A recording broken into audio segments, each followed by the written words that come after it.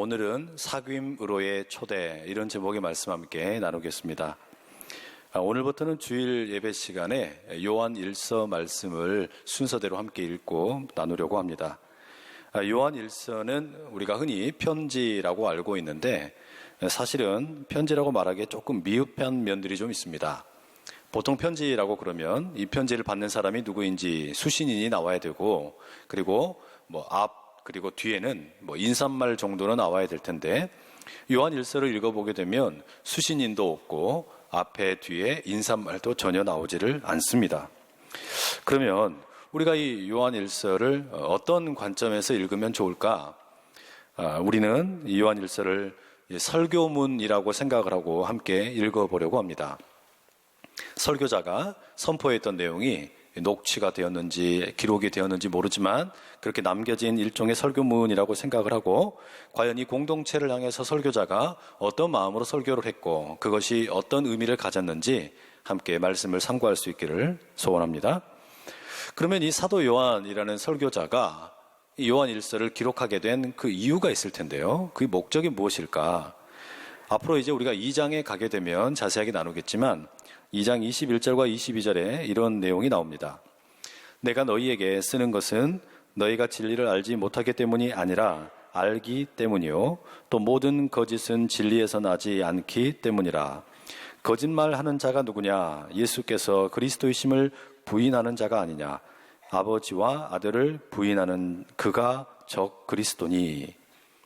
이 말씀이 의미하는 것은 지금 이 사도 요한이 설교하고 있는 공동체가 있는데 이 교회 가운데 문제가 있었다라는 것입니다. 어떤 문제냐면 사도 요한이 적 그리스도라고 부르는 그런 사람들이 있었나 봅니다. 이들의 특징이 뭐냐면 예수님께서 그리스도이신 것을 부인하는 사람들이었습니다. 예수님께서 그리스도이심을 부인한다라는 것은 우리의 믿음의 근본을 흔드는 일과 같습니다. 우리가 흔히 예수 그리스도라고 말할 때는 예수님께서 그리스도이십니다, 이거를 함축해서 줄여서 쓰는 말 아닙니까? 그런데 2장 19절에 의하면 일부의 사람들, 이 적그리스도와 같은 사람들이 예수님이 그리스도이심을 부인하고 이 복음의 핵심을 이제 잘못 가르치면서 교회를 어지럽혀 놓고서 자기들은 교회를 떠나버린 겁니다. 자, 여러분, 이런 일이 생기면 교회 공동체가 어떻게 될까요? 자연스럽게 흔들릴 수밖에 없어요. 이런 상황에서 설교자가 무엇을 할 수 있겠나? 이 설교자가 교회를 뛰쳐나간 사람들을 붙잡고 설교할 수는 없겠지요. 결국은 남아있는 사람들을 대상으로 설교해야만 합니다. 교회 공동체 안에 남아있지만 여전히 무언가 미심쩍어하고 확신이 서지 않은 바로 그런 사람들을 향해서 설교해야 되는 거죠. 다시 온전한 복음이 무엇인지, 예수님이 누구이신지, 하나님은 어떤 분이고 성령님은 어떤 분인지 다시 설교해야만 했다라는 말입니다. 이게 요한 1서가 기록된 이 목적입니다. 이런 일은 초대교회 당시에만 있었던 것은 아닙니다. 역사 속에서 언제나 이런 적그리스도의 어떤 시도는 늘 있었습니다. 예수님이 그리스도이심을 부인한다라는 말이죠. 이런 일들이 찾아오게 될 때 건강한 교회도 순식간에 흔들릴 때가 있습니다. 마치 가짜 뉴스처럼 이 가짜 복음이 교회 가운데 주입되게 되면은 순식간에 성도들을 오염시킵니다. 그리고 가짜 복음을 전한 사람들은 금세 사라져버리죠. 결국은 남은 사람들만 교회 공동체 안에서 큰 후유증과 함께 어려움을 겪을 때가 참 많이 있습니다. 우리는 이런 일을 너무나 자주 보고 있습니다. 요한 1서가 기록된 시기와 장소를 우리가 정확히 알 수는 없지만 대략 주후 90년 이후에 에베소라는 곳에서 기록된 것으로 학자들이 말을 합니다. 그렇다면 이 요한 1서가 에베소에서 기록이 되었기 때문에 아마도 에베소에 있는 어느 교회에서 읽혀졌을 가능성이 있겠죠. 그러면 사도 요한이 기록한 또 다른 책인 요한계시록의 말씀을 우리가 유심히 살펴볼 필요가 있습니다. 요한계시록 2장 4절에 보면 사도 요한이 에베소에 있는 교회를 향해 이런 책망의 말씀을 전합니다. 그러나 너를 책망할 것이 있나니 너의 처음 사랑을 버렸느니라. 이 에베소 교회에 대해서 사도 요한이 칭찬도 한마디 합니다. 네가 자칭 사도라고 하는 가짜 사도를 물리치고 싸운 것을 칭찬한다. 그런데 이렇게 그 가짜 사도들과 싸우는 가운데 무슨 일이 생겨났나? 공동체 안에 사랑이 식어져 버렸다는 거예요. 가짜 뉴스가 들어오고 가짜 복음이 들어오게 될 때 그것을 붙잡고 싸우다 보니까 결국은 공동체의 사랑이 말라버리는 겁니다. 가짜 복음이 교회에 들어오게 되면 자연스럽게 나타나는 그 문제, 사랑이 식어버려요. 가짜 뉴스가 우리 사회에 만연하게 되면 사람들이 싸우다가 사랑이 메말라 버립니다. 결국 이게 오늘 우리 사회와 교회가 겪고 있는 일종의 카더라 통신의 문제 아닙니까? 문제를 일으킨 당사자들은 쏙 빠져나가 버리고 남겨진 사람들끼리 싸우다가 사랑이 다 식어버리는 거예요. 결국 어떻게 되냐? 사람들이 형식적인 만남과 교제만을 갖지 진짜 마음과 마음을 터놓는 그런 어떤 사귐의 장이 없다라고 말을 하는 겁니다. 어디 가서 말을 못하겠다라는 거예요. 달리 말하면 참된 사귐이라는 것을 찾아보기가 점점 어려워지더라는 겁니다. 여러분, 사랑의 사귐, 친밀한 사귐, 이런 교제가 깨어져 버렸다는 거, 이게 요한일서를 선포한 이 설교자가 자신의 설교를 듣게 될 이 공동체에 대하여 가슴 아프게 끌어안고 있던 어떤 문제였다라는 말입니다. 여러분은 어떠세요? 여러분 주변에 있는 분들과 잘 사귀고 계십니까? 교제 잘하고 계세요? 가정 안에서는 친밀함이 있습니까? 부부 사이에는 사귐의 기쁨이 있습니까? 일터에서의 동료들과는 진정으로 마음과 마음을 나누는 그런 기쁨이 있으세요? 집에서 키우는 반려견 어떻게 잘 사귀고 돌보고 계십니까? 그런데 요즘에 사람들이 뭐라고 이야기하는 줄 아십니까? 차라리 강아지와 고양이랑 사귀는 게 사람들과 사귀고 교제하다가 스트레스 받고 짜증나는 것보다 낫다라고 말하는 사람들이 얼마나 많은지 몰라요. 그렇죠? 사람과 부대끼면서 교제하고 사귀는 게 너무 스트레스 많이 받는다는 거예요. 말이 통하지 않는답니다.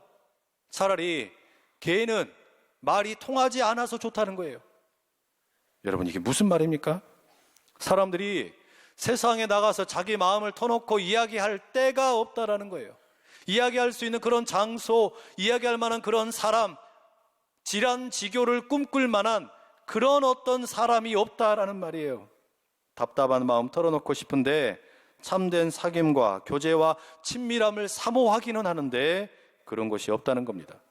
내가 누군가에게 이야기를 하면 자꾸 가짜 뉴스가 만들어지고 오히려 더 큰 상처가 되어서 나에게 돌아오니까 차라리 사람들과 진실된 만남 갖지 말자, 마음을 닫고 그냥 살자, 이런 안타까운 시대가 돼버린 거 아닙니까? 처음 사랑이 메말라버리고 가짜 사귐이 지배하는 이런 시대에 우리가 왜 요한일서 말씀을 읽으려고 하느냐? 요한일서는 참된 사귐과 친밀함의 회복에 대해서 우리에게 들려주고 있기 때문입니다. 그래서 저는 요한일서를 사귐의로의 초대라고 부르려고 그럽니다.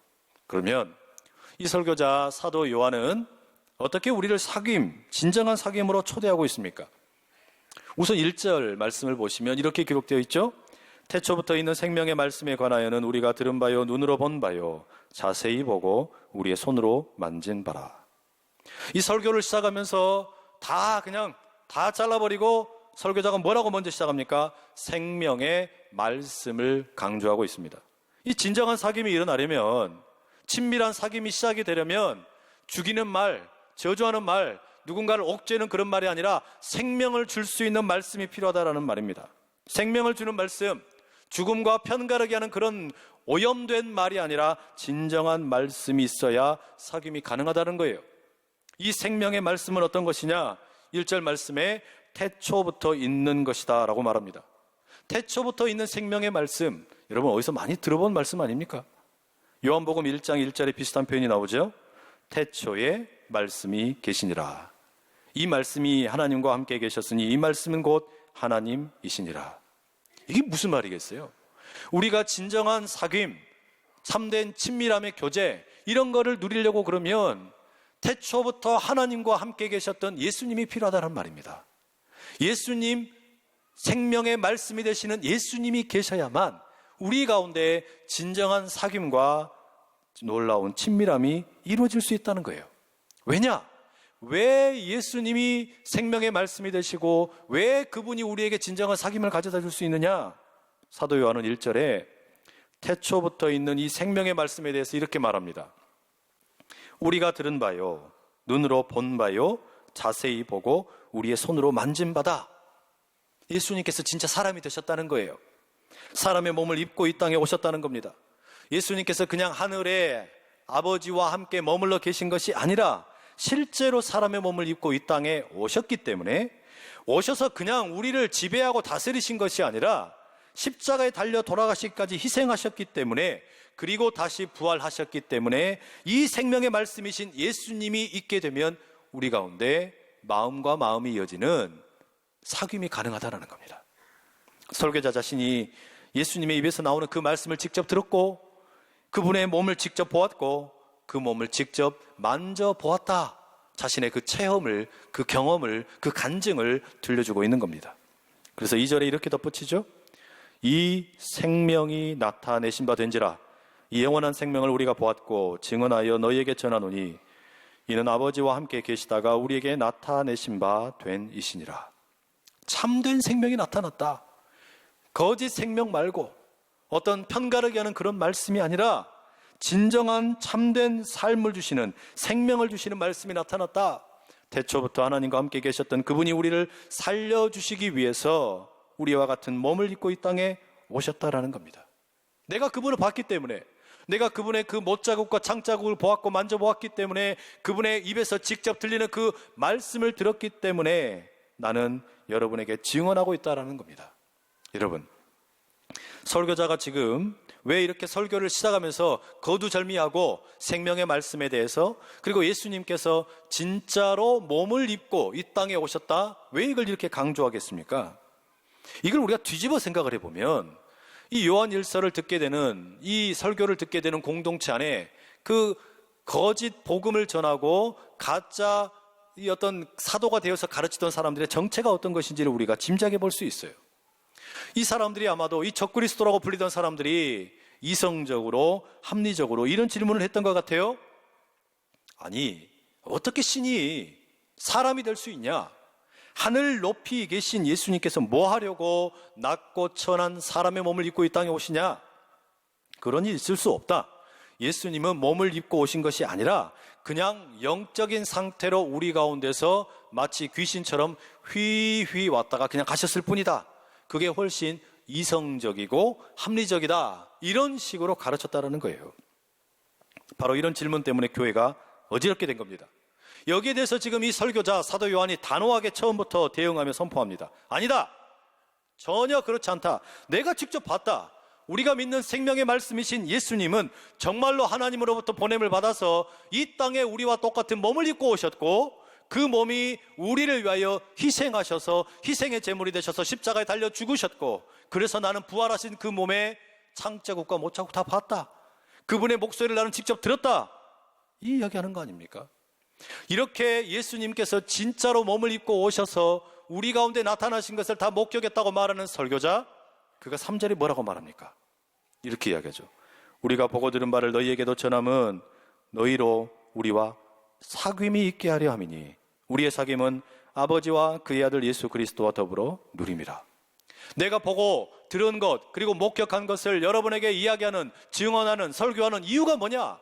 이것을 통해서 진짜로 하나님의 아들이신 예수님께서 하늘에만 계신 것이 아니라 이 땅에 몸을 입고 오셔서 우리를 위해 십자가에서 죽으시고 희생하신, 내가 이걸 보았기 때문에 이걸 통해서야만 우리에게 진정한 사귐이 있을 수 있다. 요거 이야기하는 거 아닙니까?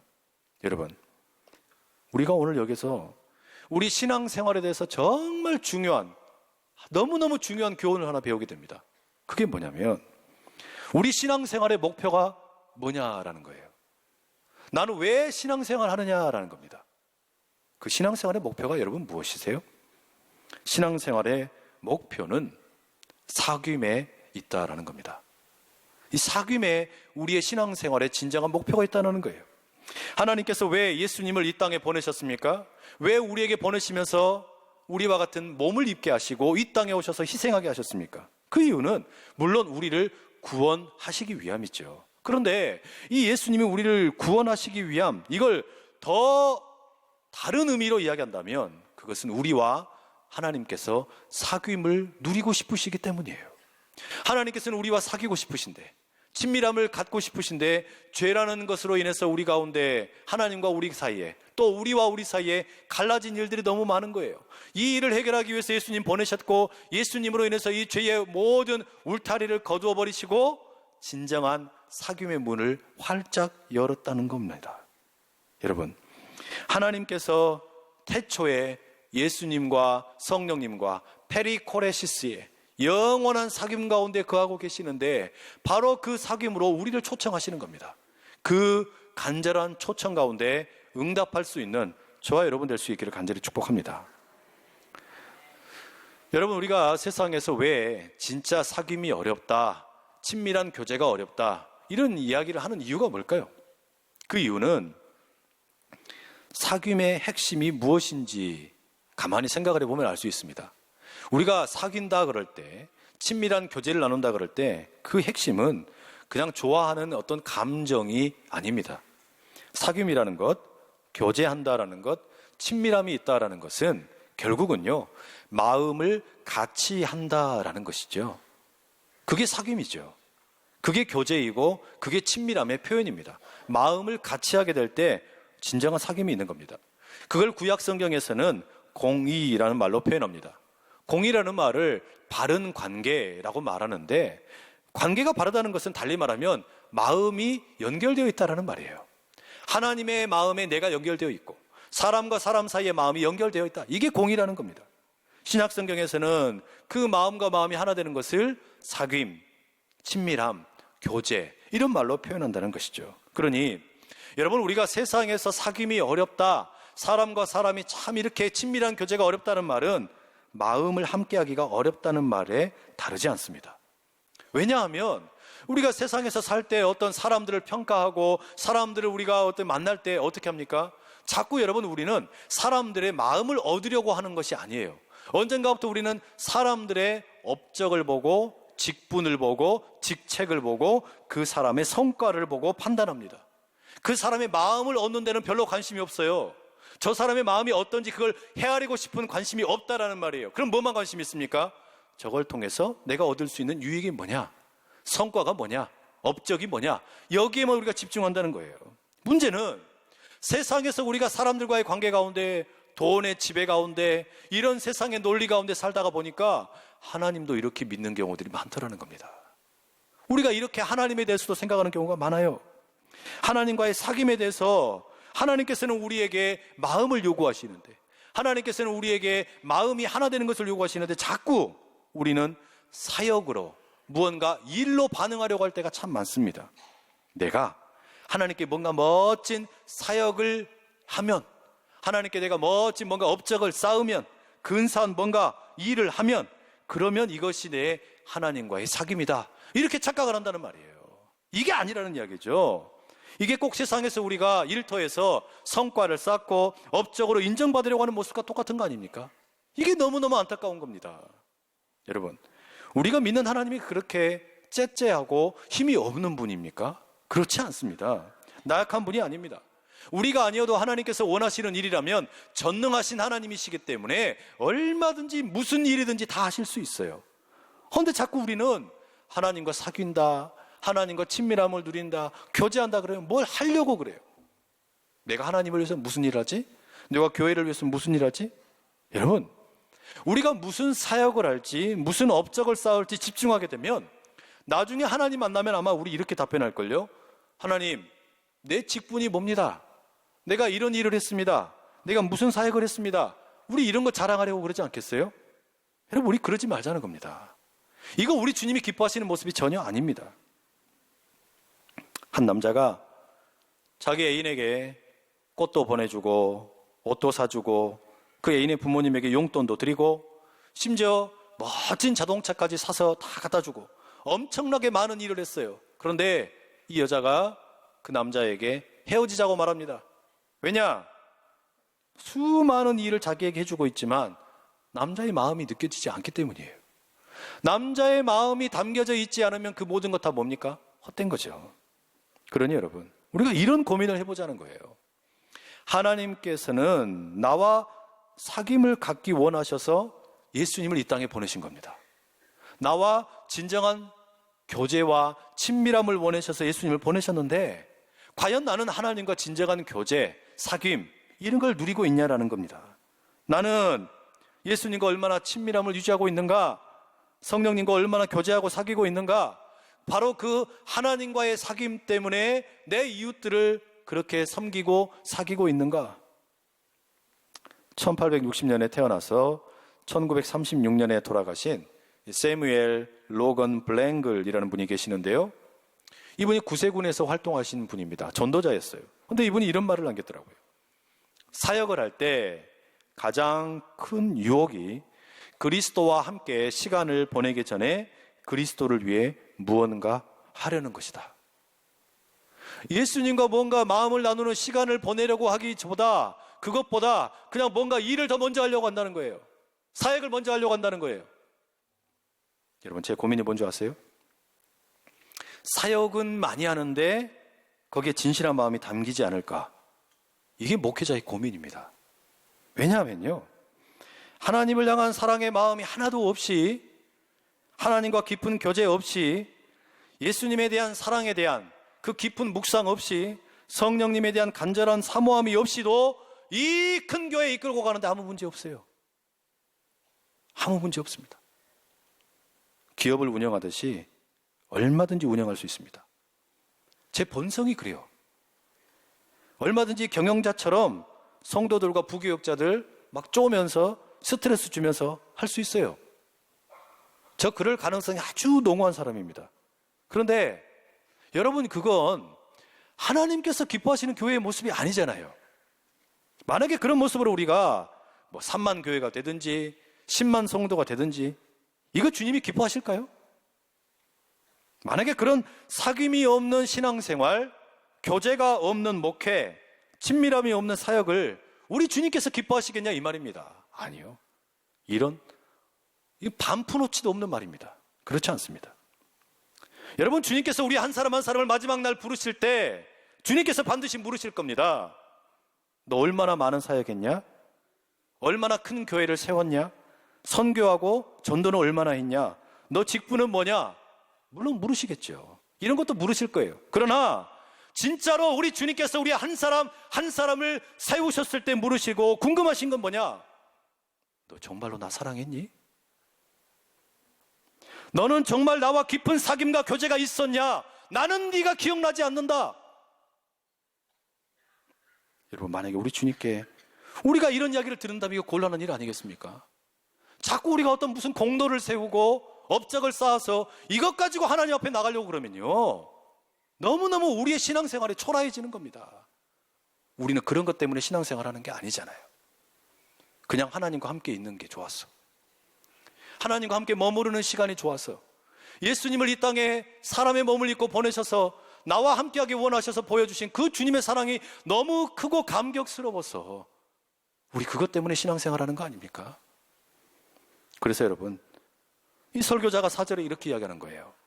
우리가 이것을 쓰면 우리의 기쁨이 충만하게 하려 함이라. 내가 무언가 업적을 쌓았기 때문에, 공로를 세웠기 때문에, 이것 때문에 기쁨을 얻는 게 아니라는 말입니다. 부모가 자녀를 기뻐하는 이유, 그 자녀가 뭔가 업적을 쌓고 뭔가 많은 사역을 했기 때문에 기뻐하는 게 아니에요. 그냥 같이 밥 먹고 소소한 이야기 나누고 함께 교제하는 거, 이게 기쁜 거 아닙니까? 바로 이 기쁨이 이 교회 가운데 가득하기를 원한다는 게 지금 이 설교자의 외침이라는 말이죠. 사귐 자체가 목적이 되는 이런 신앙생활, 우리의 신앙생활 가운데 하나님과 함께함이, 예수님과 동행함이, 그 성령님과 친밀한 교제를 누림이 진정한 저와 여러분의 목적이 되고 바람이 될 수 있기를 간절히 축복합니다. 저는요, 우리 안산제일교회가 이런 사귐의 공동체가 되기를 간절히 바랍니다. 세상처럼 뭔가를 해야만 인정받고 뭔가 직분이 있어야만 인정을 받고 그런 공동체가 아니라 참된 사귐 코이노니아의 공동체가 되어서 예배에 들어오면 너무 마음이 설레고 기쁨이 있고 주님의 말씀을 묵상하려고 그러면 우리 주님과 함께하는 그 시간이 가장 소중하고 기도하기 위해서 고요한 시간에 주님을 대하게 될 때 그 기쁨이 우리의 영혼을 가장 소생시키시고 세상 어디에서도 경험할 수 없는 이런 친밀함의 교제함이 우리 온 성도분들 가운데 가득하실 수 있기를 간절히 축복합니다.